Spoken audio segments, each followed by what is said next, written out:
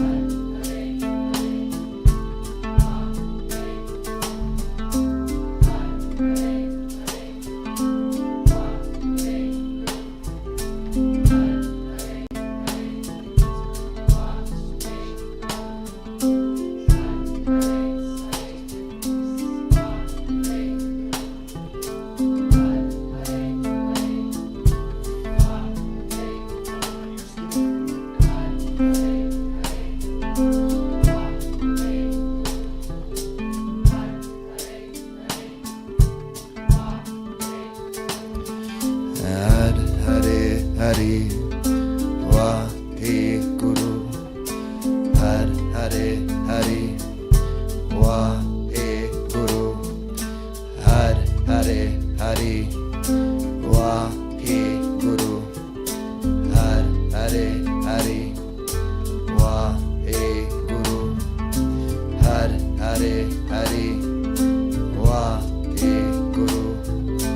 Har Hare Hari. Waheguru.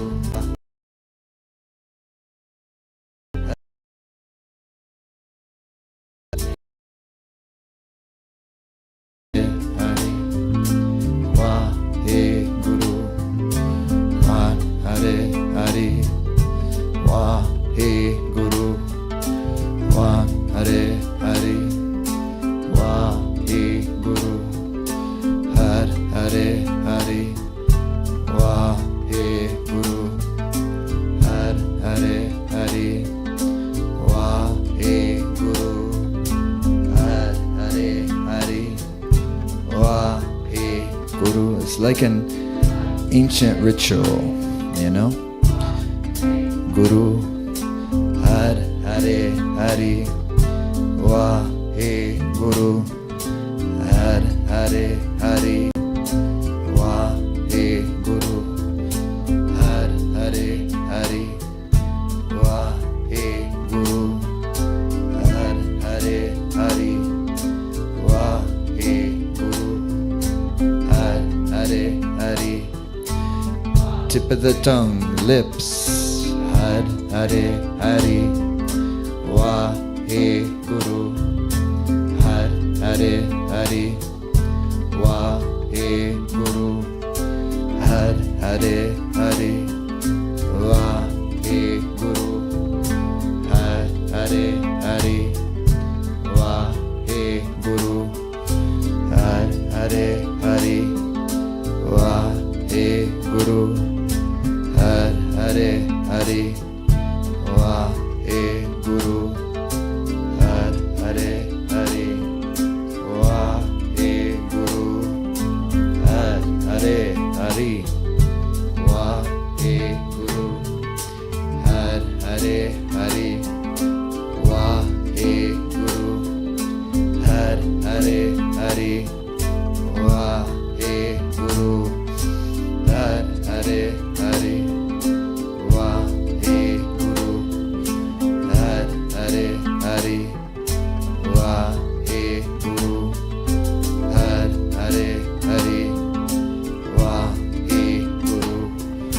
Har Hare Hari. Waheguru. Har Hare Hari. Waheguru. Har Hare Hari. Waheguru. Har Hare Hari. Waheguru. Har Hare Hari. Waheguru. Har Hare Hari.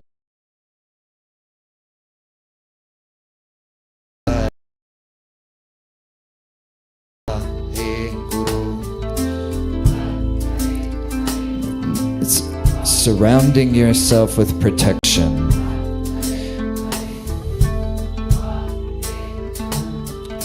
Hare Hare Hari. Waheguru. Chant it. Yes.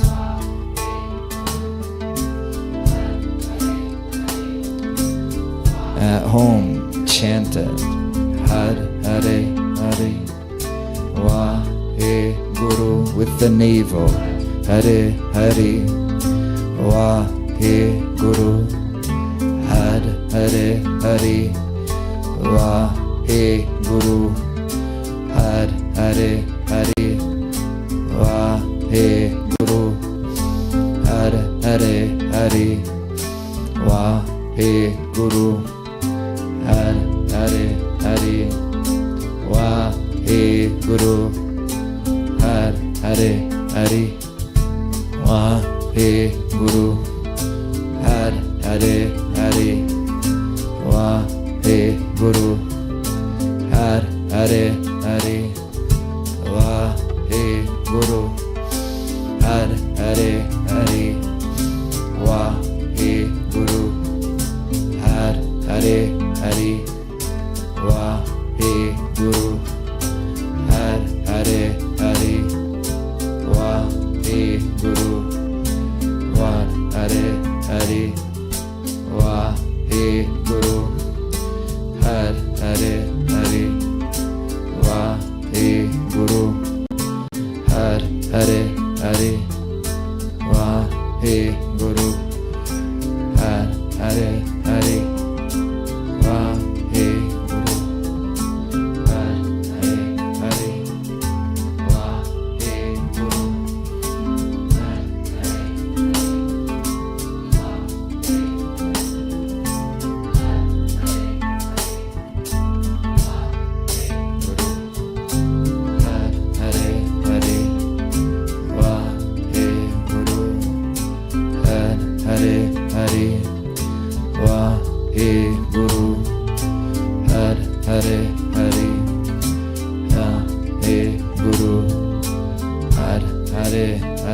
This isn't asking, it's commanding.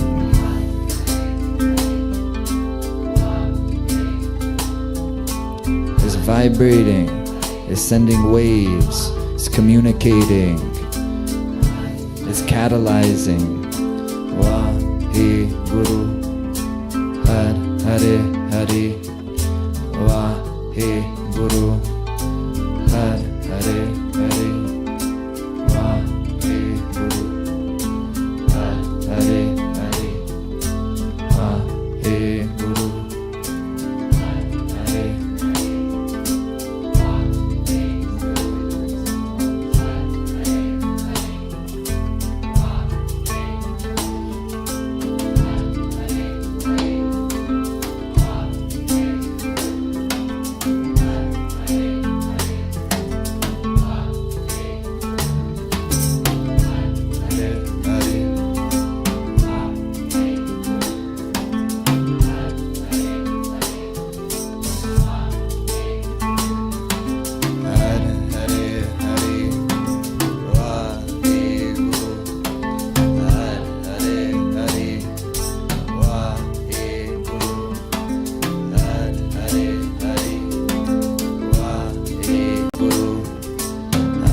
Third eye gaze. Waheguru. Hare Hare Waheguru. Hare Hare Waheguru. Hare Hare Waheguru. Hare Hare Waheguru.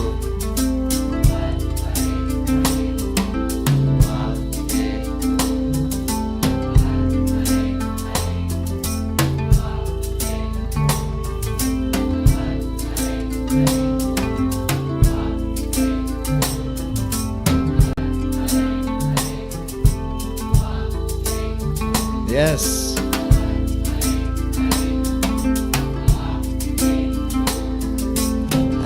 Hare Hare Waheguru. It's embodying your prosperity. Use it. Waheguru.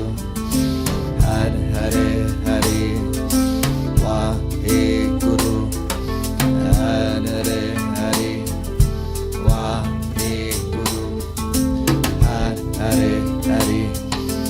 Waheguru. Hare Hare Waheguru. Hare Hare Waheguru. Waheguru. Hare Hare Waheguru. Hare Hare Waheguru. Hare Hare Waheguru. Hare Hare Waheguru.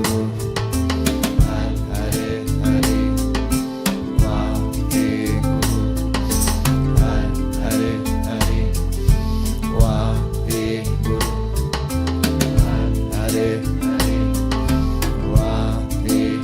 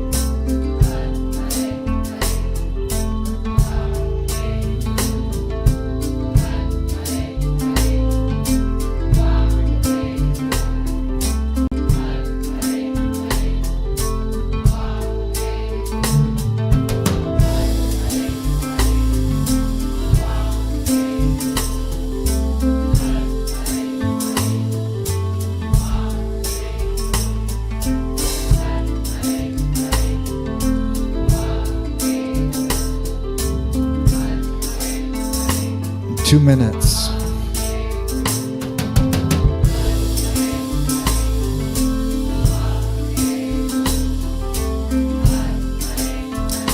Yeah, brighten up your whole world.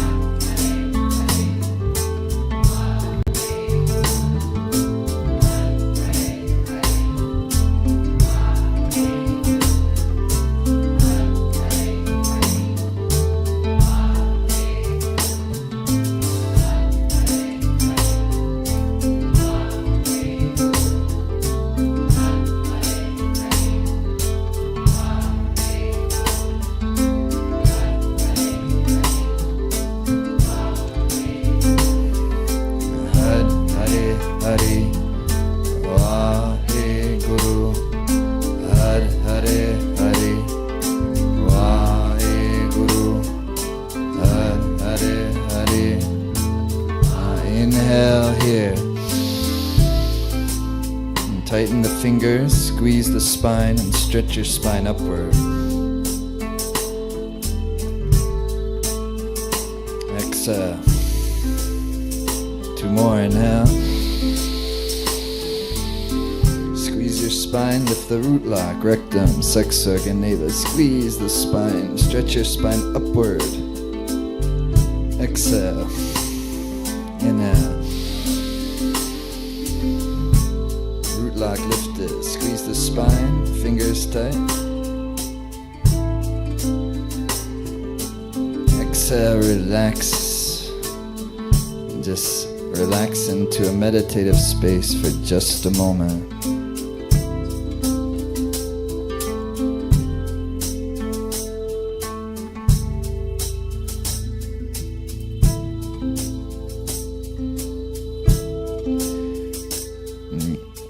Give a good wish for your life, just to seal this ambition, this kriya.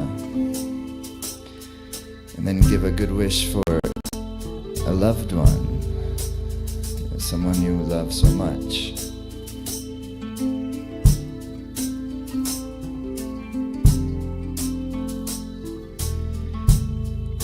And then even an adversary, give a good wish. Freedom from suffering, from their suffering.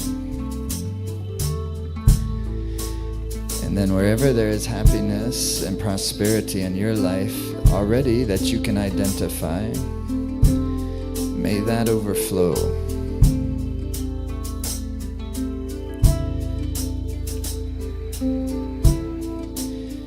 And then think of a loved one, and then give them that same wish. Wherever there is that prosperity, may that overflow.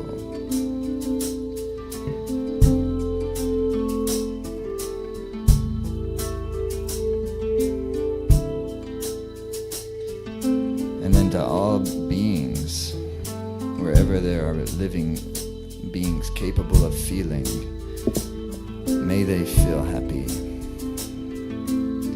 and not have to suffer. Yeah? Joy and bliss and happiness and prosperity and creativity and inspiration, love.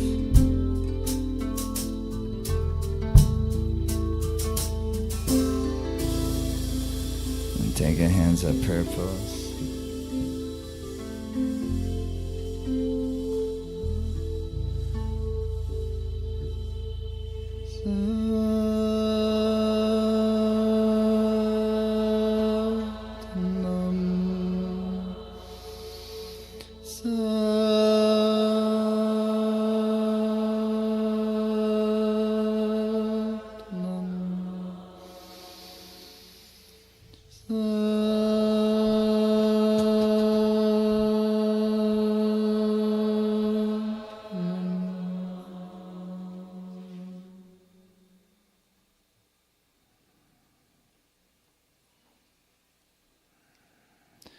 Thank you. Beautiful job. Thank you to these three gentlemen up on the stage here. And the next session will start at 3:45 Pacific time, okay? 3:45 Pacific time. The next session will start, and see you there, and enjoy the break. See ya. Satnam.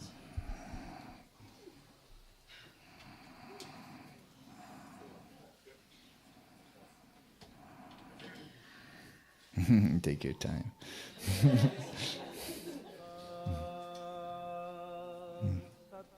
Pratap